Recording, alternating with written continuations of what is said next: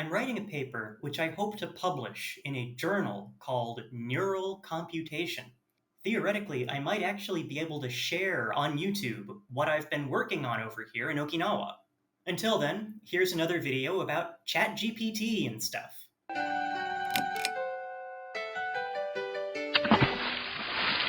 I've heard many complaints that ChatGPT isn't as good as it used to be just a few months ago. I think the biggest part of the problem is that we're getting bored. we're not so impressed with ChatGPT anymore because we're used to it. We want it to keep surprising us. But I've also heard it's possible part of the problem is that ChatGPT is listening to us, its users, and we're pretty dumb. So we're not the best to learn from, you know? I've also heard text-to-image generators are shooting themselves in the foot in a similar way. The AIs first learned to make art based on human art, and we liked the AI's art so much, we spread it all over the place. So now the AIs are learning to make art based on AI-generated art. So, they're not gonna learn anything. These problems remind me of three little stories. One which really happened to me, one which is just a joke, and one which is Carl Friston's free energy principle. Let's start with the true story. A friend of mine here at OIST asked me to help with a problem on their MacBook. I'm a Windows squid, not a Mac squid, so I had no idea how to solve this problem. So I Googled it, and I asked my friend questions about his MacBook based on the first article I found. My friend told me he had already tried what I was going for. After all, he had already Googled the problem himself, and he read the first article too, and it didn't help. That's why he came to me. That was a funny interaction. We both tried to find new information by checking the same source, and we didn't find anything new in it. So I laughed, and I told my friend this joke.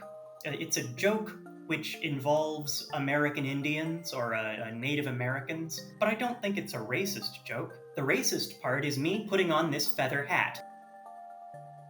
Wow, I sure hope that came across as funny. Anyway, the joke is, there's a native tribe with a new chief, and the chief is young and inexperienced, so he has no idea what he's doing. And winter is coming, so his tribe's asking him, how cold is the winter gonna be? Should we go collect firewood or something? And he says, yeah, go collect firewood. It's gonna be the coldest winter ever. Better safe than sorry, after all. But while the tribe is collecting firewood, the chief watches the local news weather report.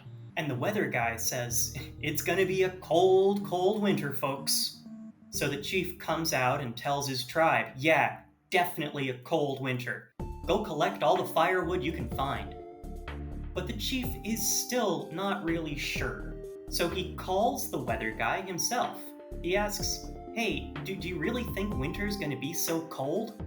And the weather guy says, yeah, coldest winter ever.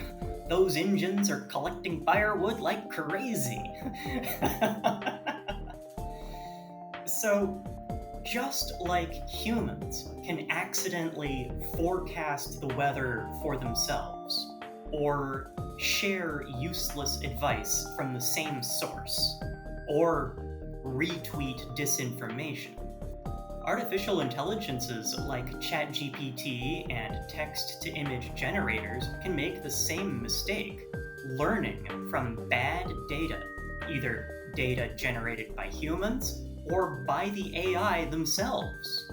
And as sci-fi as these problems sound, they're not anything new.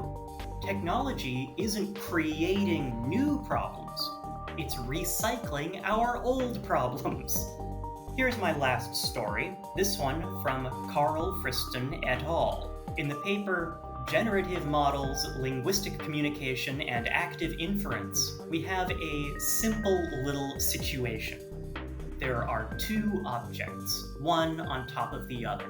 They're both either squares or triangles. They're both either red or green. That's 4 bits of information. That means an agent can figure out the whole situation with 4 yes or no questions. Is that a square down there? Is it green? Is that a square up there? Is it green? Boom! The agent can answer any question about this simple little situation. But what if there is no situation? No objects at all? Instead, Friston et al. Just put 2 agents together. Before they meet, the agents already have their own ideas about objects which again don't actually exist. Maybe they admit that they don't know about these objects, or maybe they insist it's a red triangle on top of a green square. The agents can ask each other yes or no questions, and they can answer with their level of certainty. Is that a square? I don't know. Is that a square? Hell no. And these certainties and uncertainties can come to a shared narrative about objects which don't actually exist. To quote the paper, anthropomorphically speaking, the 2 synthetic agents have simply reached a consensus about how to describe some shared construct.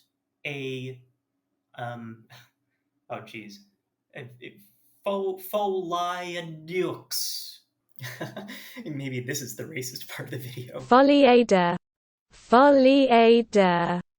I realized that I've been mispronouncing en passant too. It's a shared psychosis. How much of what we believe is shared psychosis? Like artificial intelligences learning to draw hands based on hands drawn by artificial intelligences.